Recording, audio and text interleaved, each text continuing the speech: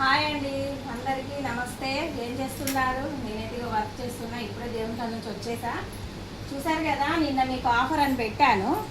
Okay, పెట్టా. కానీ ఏంటంటే కామెంట్లో పెట్టమన్నప్పుడు ఒక కామెంట్ మీద ఒక్కటే రాయాలండి పేరు. దాంట్లో కనీసం 2-3 పేర్లు రాస్తాను. నేను ఎవరిదాన్ని రాసేది అట్లా ఎవ్వరు రాసినప్పుడు దాంట్లోకి వెళ్ళి ఒక్క పేరు మాత్రమే తీసి నేను కౌంట్లో ఇస్తానండి. ఒక్కొక్కరు 3-4 రాశారు.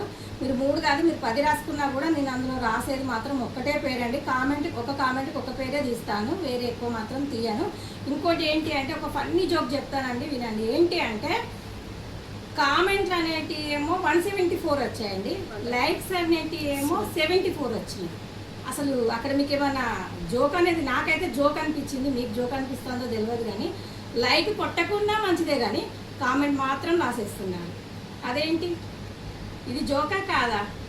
అంటే ఒక ఆఫర్ పెట్టేసింది, దాంట్లో ఒక గొలకరా వేసేద్దాం అనుకుంటున్నారా? అది కాదు, అది దేవుని మీద మీకు పెట్టిన ఆఫర్. అది దేవుని విగ్రహం. అది అట్లా మీరు జోక్గా తీసుకొని ఫన్నీగా తీసుకోవద్దు ఎప్పుడే. కానీ అది దేవుడిచ్చిన వరం. ఏంటిదంటే, అది రూపాయి అయినా 10 పైసలైనా దేవుడి వరమే అనుకోవాలి. కానీ అది ఒక జోక్ లాగా, ఒక ఫన్నీ లాగా తీసేసుకొని గొలకరా వేసినట్టు అట్లా కామెంట్లో పేరేయడం, లైక్ కొట్టి కామెంట్లో రాయండి.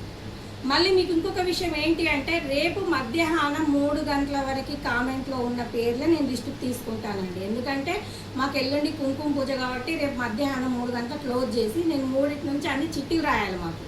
ఇప్పుడు నేను ఒక 3 మా ఫ్రెండ్స్ని తీసుకొచ్చుకొని అవన్నీ రాపిచ్చి మీకు బుధవారం నాడు కుంకుమ పూజలో మళ్ళీ నేను లైవ్ పెట్టి డ్రా చేయాలి. అందుకని రేపు మధ్యాహ్నం 3 గంటల వరకేనండి.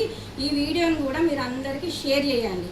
ఇదొకటి, లైకులు కొట్టండి, లైకులు కొట్టి కామెంట్లు పెట్టండి. లైక్ కొట్టకుండా కామెంట్లు పెడుతున్నారు. సరే, ఓకే, ఇప్పటికైనా కొట్టండి లైకులు. ఓకేనా ఫ్రెండ్స్? బాయ్ మరి.